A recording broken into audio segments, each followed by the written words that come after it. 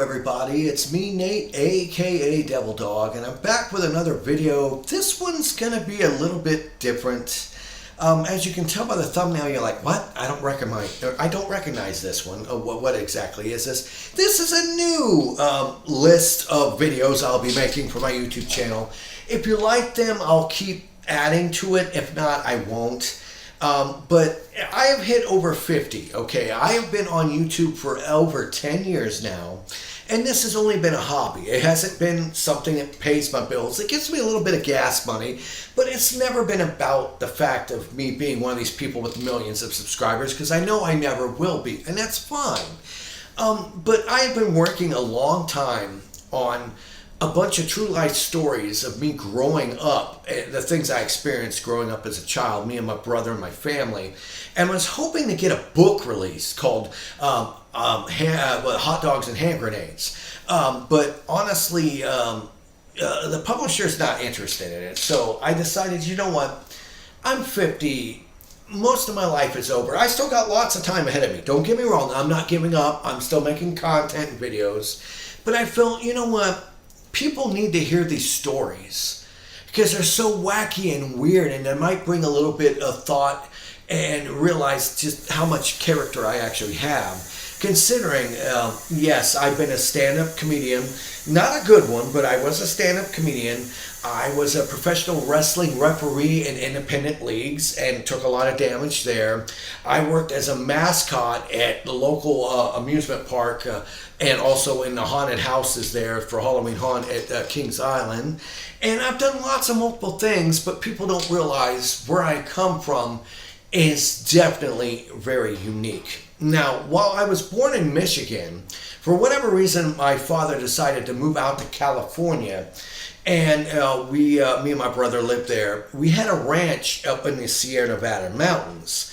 Okay, now when I mean by ranch, I mean it was a nice big house. We had an orchard we had to take care of. We had cows, we had pigs, we had chickens, we had a big vegetable garden, and a bunch of land. It was legitimately a ranch. It was quite nice and very beautiful, because anyone can tell you this in nature. If something is beautiful, that means it's deadly. During the summers, me and my brother have to worry about rattlesnakes and other stuff that could kill you. And during the winters, you do have snow up to your waist deep. And that's not a joke. It really wasn't. So I think for this first inaugural, I don't know what's going to call it, Devil Dog Life Stories? I don't know what I'm going to call this yet. But I'm going to just say this. For the first episode of this, I'm going to tell you a little bit of my backstory. If you don't like it, leave it in the comments below, and I won't do any more of them. If you'd like to hear more stories, I'll let you know. These are true stories of me growing up. Now, we lived in this ranch in the Sierra Nevada mountains out in California that was absolutely beautiful. Nearby was something known as the Rankin Ranch. These were people that owned massive amounts of land, and they owned these cottages that my mom used to work at, that I actually helped her with, where we would go in and we would clean these cottages out for rich and famous people to come and visit. In fact, this might be before your time, people, but if you remember the show MASH, there were people that were writers of the show MASH that would go up there, and me and my mom would go in there and clean them out, and I would go in and I would clear out the rattlesnakes as a little kid. Grab them by the tail, zip them and throw them. And me and my mom would clean these cottages out.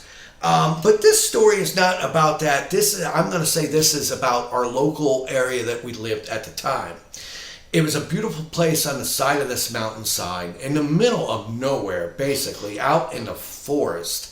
And I remember very, very oddly, you always felt like someone was over your head watching you.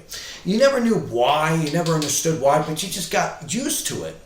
And me and my brother would walk up the mountainside, because that's what we would do. There wasn't much to do, so we'd go and explore as little kids. Because back in the day, that's what kids did. They explored. They didn't stay at home on their cell phones or laptops and play video games. They actually went out and did shit. And that's what we did. And on the mountainside, there was these big rocks that you would go and you could look out and see the whole area behind us. Big flat rocks with all these holes carved in them with these big rocks. because the Native Americans that lived there used to grind their grain there, and they were still there. The rocks were still there. The holes in the rocks, but normally you don't see this, but the grinding rocks were still there. And my brother can attest to this. And we'd go there and you were like, don't mess with that, leave it there, out of respect, you know. And we'd walk up a little bit farther up the mountainside, and there was a mine in the side of the mountain. No joke, a mine, a classic mine. Looked like something you would see out of the Wild West days with the wooden struts and everything.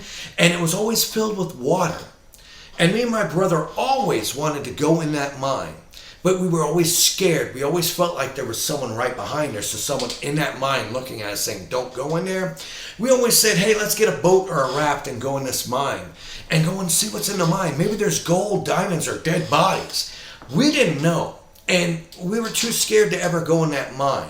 Which even still to this day, I kind of wonder what the fuck was in that mine. More than likely nothing, because like I said, a lot of times it was always filled with water. So it's not like we never wanted to go in there because we didn't know how deep the water was. But we always were intrigued to go, what was in that mine? You know? And you combine that with everything else, with like all the Native American stuff. And it would actually make you feel this uneasy feeling like, okay, we are obviously on sacred ground. We probably shouldn't be here, but we're being respectful with it. So I guess they're allowing it. And we had all this stuff. We had mountain lions. We had bears. And, you know, we had, like, even this. I'm going to tell you this for the end of this particular story.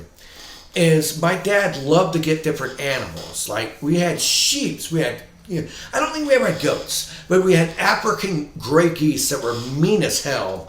We had the chickens. We had, I don't think we had ducks. But I think it was a sheep, or I think it was a sheep. I think it was a sheep. I don't think it was a llama. I think it was a sheep.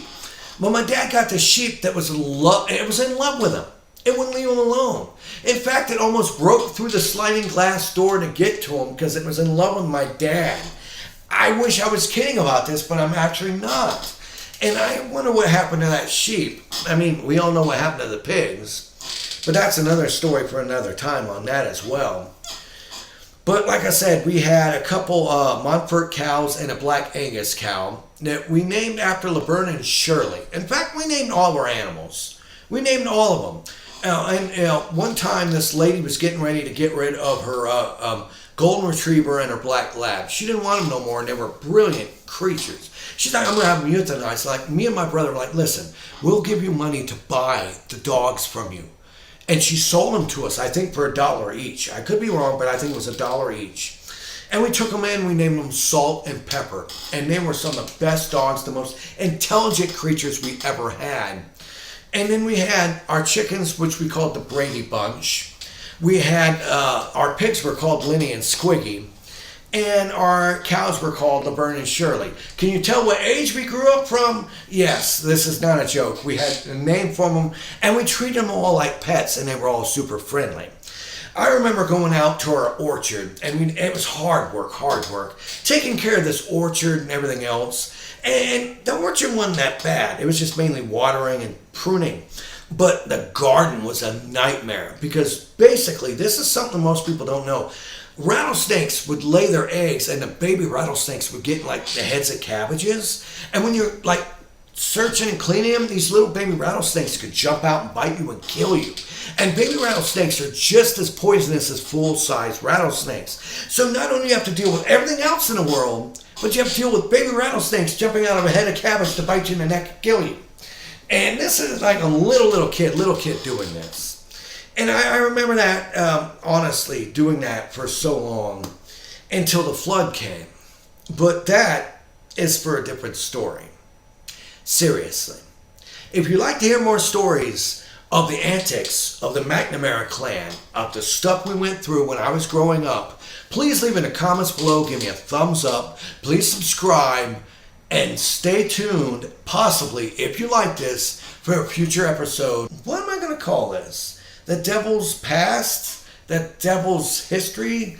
I'm just going to call it Hot Dogs and Hand Grenades, the history of the McNamara clan. That's what I'm going to say. But honestly, if you like these stories and you want to hear more true stories of what me and my family went through, please leave in the comments below. Give me a thumbs up, subscribe. And once again, here at Devil Dog Gaming, we always end our videos by saying, have fun, play hard, and remember, people, the devil is in the details. Peace out until next time.